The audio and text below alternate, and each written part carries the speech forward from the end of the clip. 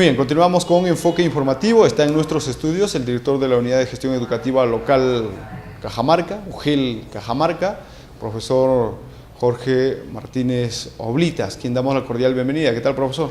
Buenas noches. Muchas gracias, ¿cómo está? A sus órdenes. ¿Cómo se siente ese corazoncito de estar a pocas horas de celebrar el Día del Maestro, ¿no? Usted, como toda una trayectoria en aula, como dirigente sindical, ahora como director de la UGEL. Es una fecha significativa en la historia peruana, pues el 6 de julio del año 1822 se creó la primera escuela normal en el pueblo a cargo de San Martín. Así es. Y justamente en homenaje a esa creación se ha determinado de que sea el Día del Maestro, con mucho mérito. Claro. Porque hay un principio militar, un dicho militar que dice: en donde late un corazón peruano, ahí está un soldado. Un soldado. Nosotros decimos que en donde late un corazón peruano, ahí está un maestro. Un maestro, ¿no? Los maestros están en los confines, en los villorrios más apartados de nuestro país. Claro. Y justamente a ellos va nuestro reconocimiento, van nuestros méritos, ¿no? En el sentido de que recomendamos de que den todo el profesionalismo a fin de que los sectores a que ellos educan tengan un mejor futuro. Claro, y mañana es un día de celebraciones, de hecho, pero también de reflexiones, ¿no? Ya que nuestros maestros son los protagonistas para ver el tema de la educación de nuestros hijos, ¿no? De nuestros Efectivamente, mañana debe ser un momento de reflexión, de crítica y autocrítica a nuestros actos. Correcto. Es bueno, porque no todo lo que hace el maestro debe estar a la altura de las necesidades y las urgencias que necesita el país. Justamente allí va la reflexión de cada uno de nosotros.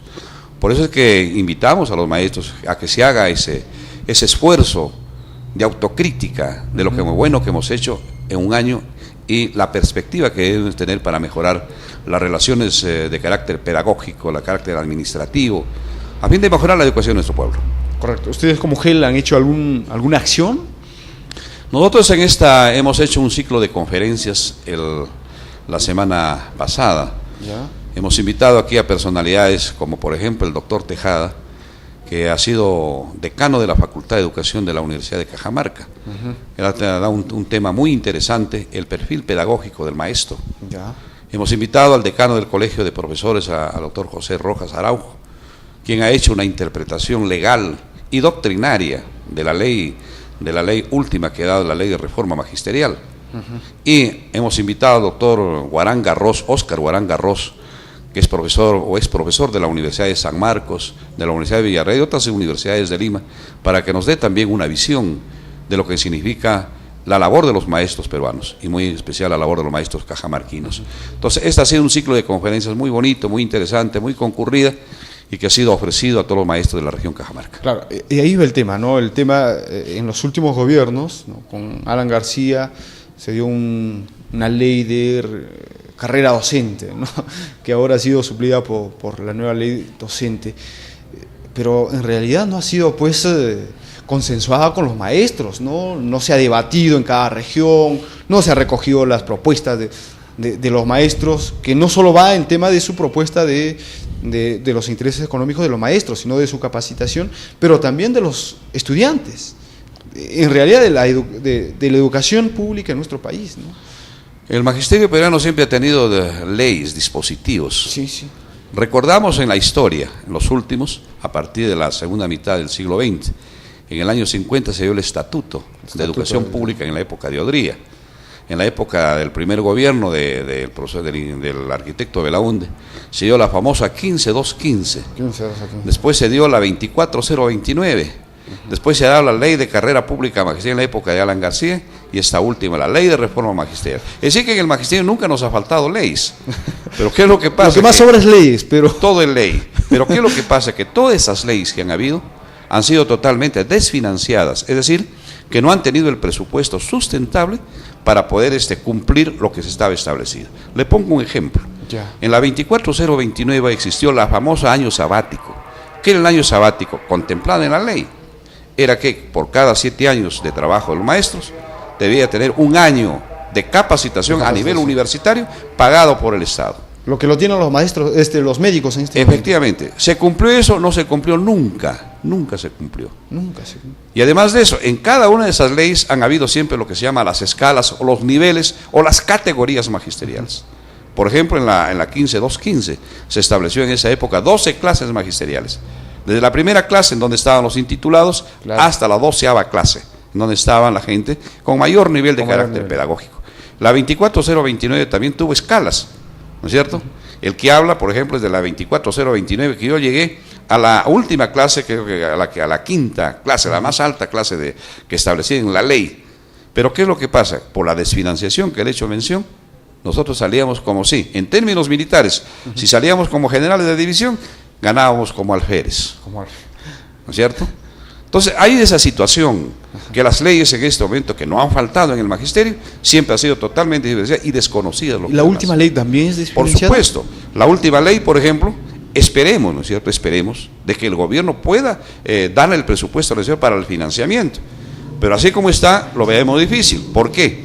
Porque en la historia del magisterio peruano, le estoy hablando de estos últimos 50 años, nos han asignado siempre el presupuesto ínfimo para educación. Hoy, por ejemplo, tenemos un promedio de 2.5 o 2.8 que no llega al 3% del presupuesto, y lo recomendable es, el cual los estándares internacionales, el 6%. 6%. Hay otros países que gastan mucho más. Menos del 50%, pero por supuesto, de lo recomendable el gobierno nacional ha destinado a educación. Claro. En ese sentido, mire usted, no aspiramos en este momento a que mejore la educación. Claro. ¿Por qué? Porque las necesidades, el aumento vegetativo es amplio y hay necesidades urgentes a todo nivel, en todo y cada uno de los niveles educativos, pero no hay dinero para cubrir. Entonces es una situación muy... ¿De quién es responsabilidad? Es una responsabilidad directamente de los gobiernos, por supuesto, quienes elaboran en este momento los presupuestos, y que generalmente es el Congreso de la República y el gobierno de turno. El Congreso de la República está sancionando hasta el 17 de diciembre, ¿no? De acuerdo a ley, está sancionando el presupuesto de la República. Y ahí nos asignan lo que les estoy diciendo. Claro. Por eso es que nuestra exigencia hoy como autoridad, y antes, y que no sale en esa vena en este momento de gremio, para poder exigir a los gobiernos que den el presupuesto necesario para poder garantizar el desarrollo pedagógico y administrativo del magisterio peruano. Bueno, un tema realmente complicado, ¿no? Porque de hecho, los presidentes que pasan, ¿no?, salen a atacar, a meter barro a los maestros por todo lado, ¿no? Los congresistas, los ministros y todo líder político por ahí, ¿no? Efectivamente, mire usted. Pero el tema es que no solamente ven el tema del resultado y no atacan la raíz, ¿no? Así el tema del financiamiento, de garantizar la educación de calidad, de que realmente el apoyo llegue, por ejemplo, a la escuelita que está en Choropampa, en Chota, o en Chirinos, en Jaén, en la comunidad más alejada. Efectivamente, mire usted, y los males en este momento de los males que hay en la educación, nos endilgan a los maestros. Nos endilgan a los maestros, y dicho incluso por los dignatarios de alta categoría, como es la presidencia de la República en la época de Alan García. Yo digo que los maestros son unos haraganes, son unos ganapanes, pero sin embargo no van, como usted dice, a la raíz del problema. Claro. Asignar los presupuestos que correspondan. Y además de eso, nosotros creemos de que la formación inicial de los maestros no está a la altura de las circunstancias que contribuyen a la calidad. Le digo, por ejemplo, en nuestro país existe, o acá digamos en Cajamarca, por decir, ¿no es cierto?, tenemos una cantidad de instituciones educativas, de institutos superiores formadoras de maestros. Un gran porcentaje de carácter privado y de carácter público. Habrá que ver, ¿no es cierto?, el grado de calidad que tienen esas instituciones. Y además de eso, hay instituciones educativas de formadores de maestros que están pagando hasta 50 soles mensual. Habrá que ver qué calidad de maestros se están dando. Por eso es que nosotros, en esta circunstancia, decimos de que los maestros tienen que poner de parte de ellos un acto de educación para poder enfocar, diagnosticar la realidad educativa con mayor criterio y con mayor cabalidad, y dar respuesta a estos problemas que tenemos en la educación peruana. Profesor, vamos a ir a una pausa comercial y retornamos con esta entrevista acá, considerando de que mañana es el Día del Maestro, y el saludo para todos nuestros maestros de la región Cajamarca y el país.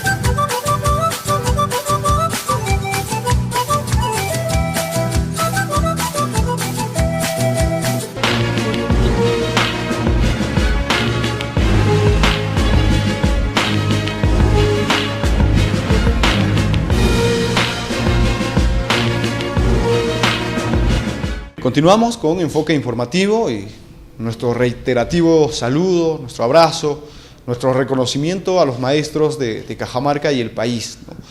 Aquellos maestros que están pues en la zona rural, que a veces tienen que caminar 6, 7 horas, ¿no?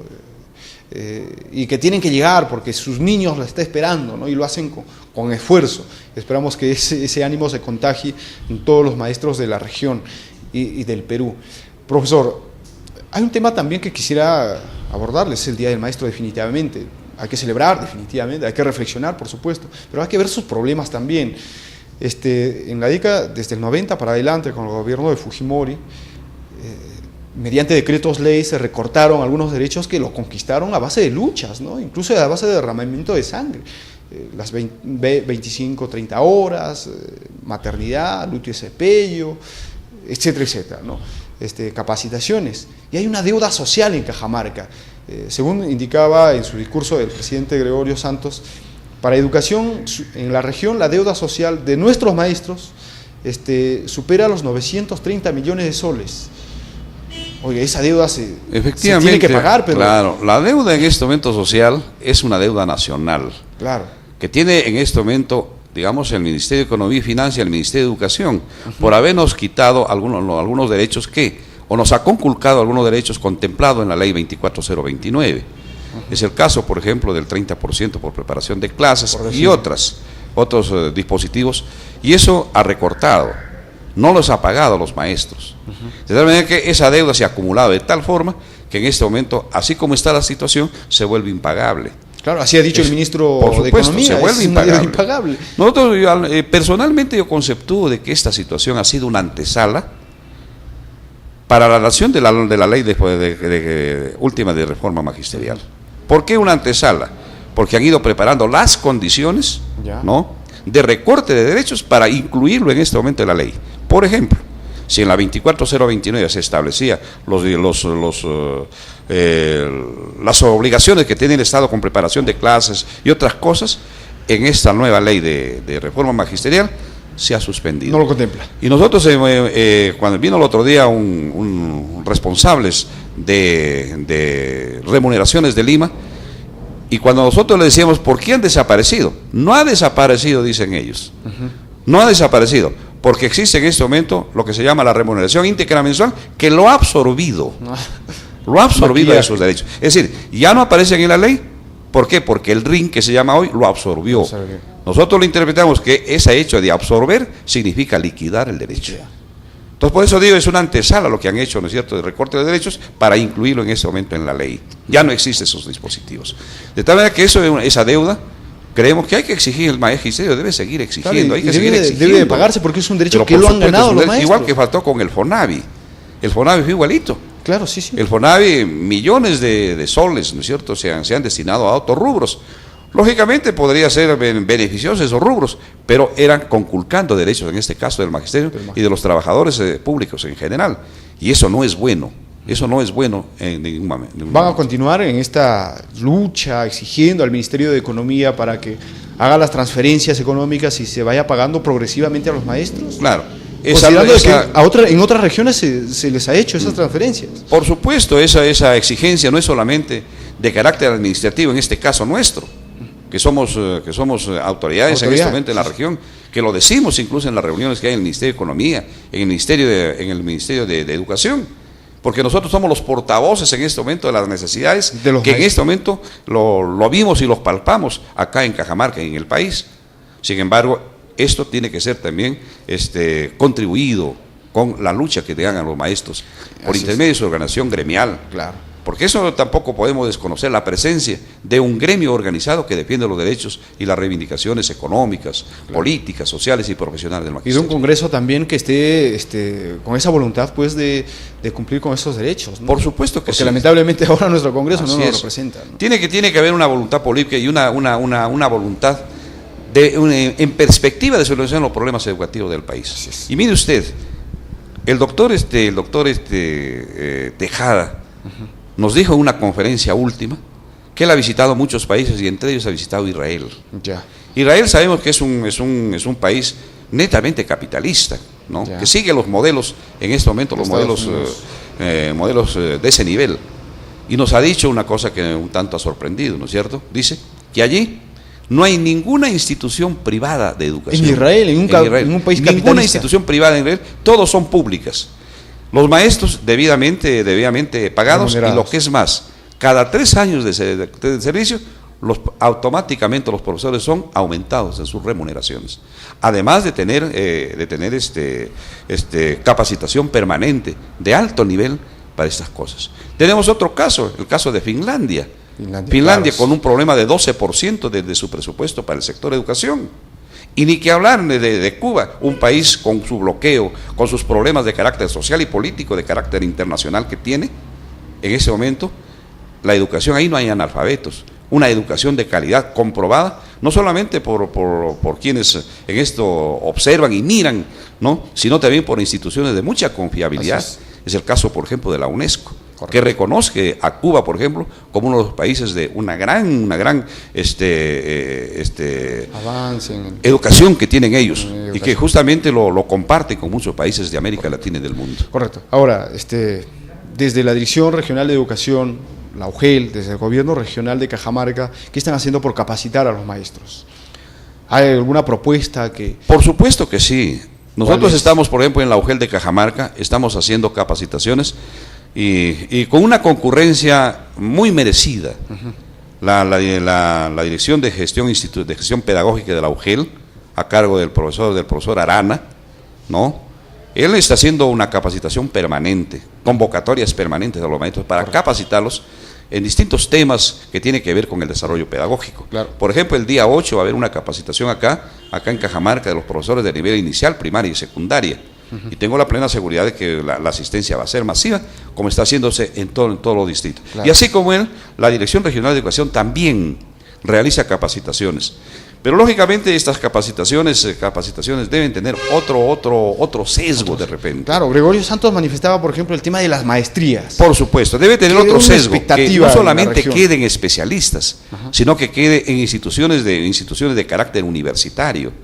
Nosotros hubiésemos querido, por ejemplo, que en la ley última que se ha aprobado, hubiesen colocado el año sabático.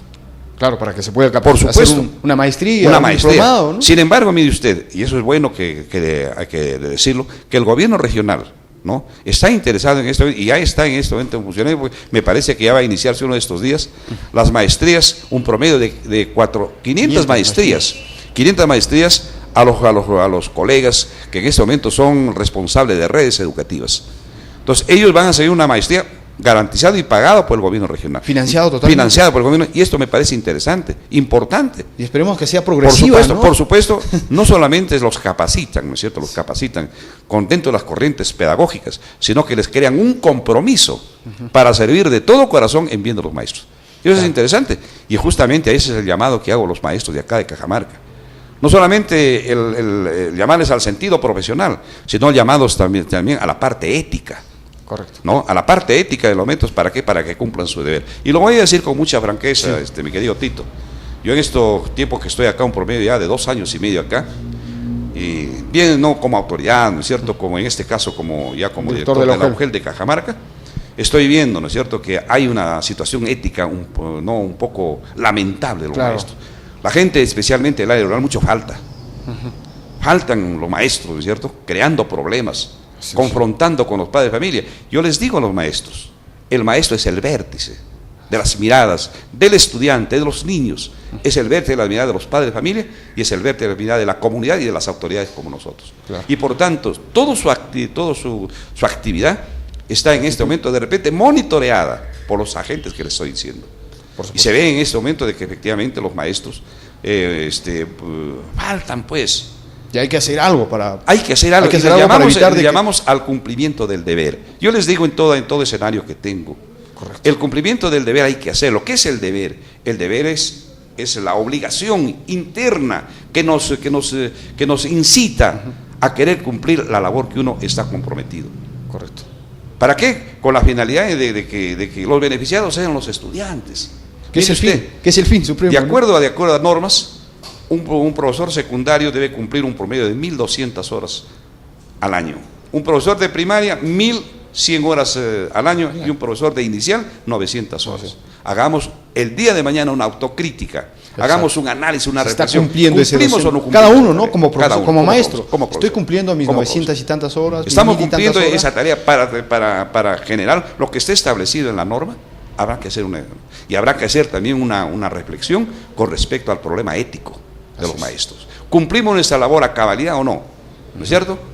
Y eso es lo bueno, que justamente debemos nosotros incentivar a la labor no muy prístina que tiene el maestro, teniendo en cuenta, desde luego, que siempre nos ha considerado a los maestros apóstoles de la educación. Así es. Pero el apóstol de la educación también come. Por supuesto. El apóstol de la educación también siente. El apóstol de la educación tiene necesidades. Ahí justamente va la labor del gremio sindical. Que, teniendo en cuenta estas cosas, reclamemos a las autoridades, reclamemos al gobierno nacional que den todas las condiciones económicas, de capacitación para el buen desempeño de los maestros. Yo creo que es una característica sustancial de ese nivel. Correcto. Muy bien. Hacer bien las cosas para también tener el derecho de poder exigir tan igual y que esté a la altura de las circunstancias profesionales, las cuestiones económicas que tanto quiere el maestro. Muy bien, para concluir, se ha manifestado de que todavía no se le cancela, por ejemplo, a las promotoras de Pronoís, ¿no? Y esperemos que esos Pronoís ya se conviertan también en centros iniciales.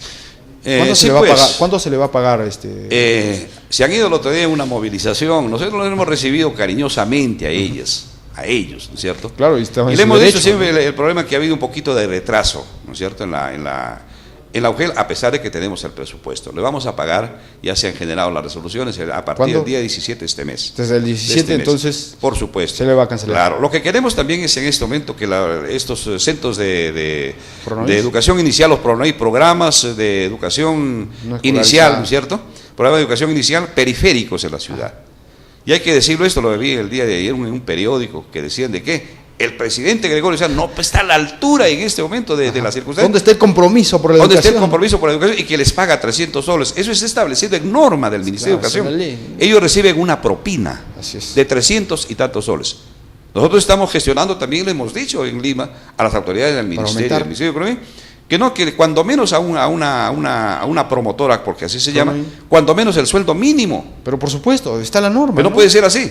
Entonces, por tanto, mire usted, la opinión pública desconoce esta situación. Es una propina, así se llama. Claro. Así se llama, propina a las promotoras. Y habrá que exigir para que se considere en la norma por supuesto, el sueldo mínimo. Y además de eso, nosotros, dentro de los Pronoí, y eso lo decimos con mucha alegría, el gobierno regional del presidente Santos, por intermedio de la Dirección de Regional de Educación, ha creado 500 instituciones educativas en toda la región, que no lo ha hecho ningún gobierno regional.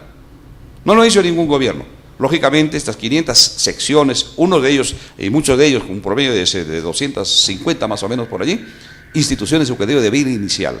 El resto son por ampliación de servicio. Para el próximo año también va a haber un promedio de 300 instituciones de creaciones y lo mismo para el 2015. Eso se ve como la intención que tiene el gobierno del presidente Santos, ¿no?, para generar, ¿no es cierto?, instituciones educativas. Y lo que más, para informar también a la opinión pública, que se ha generado acá en Cajamarca la creación de 26 anexos de institución de Instituto de Educación Superior, ¿no es cierto?, de educación superior de carácter técnico. Por ejemplo, aquí en Cajamarca se han creado, con el anexo del Instituto Tecnológico de Cajamarca, en 3 lugares. En Chetilla, tenemos en la Asunción, ¿no es cierto?, y Magdalena. Y esos 3 lugares, ¿para qué? Para beneficiar a quienes no tienen la oportunidad de asistir a la universidad y puedan generarse una carrera técnica muy importante. Muy bien, profesor, un feliz día y un feliz día a todos los maestros. Muchas gracias. Muchas gracias y un feliz día también a todos mis colegas. Y les invito a cumplir el deber que tanto nos exige los niños y el pueblo peruano en general. Muchas gracias. Correcto, un feliz día entonces a todos los maestros de la región Cajamarca y el país. Vamos a una pausa comercial y retornamos.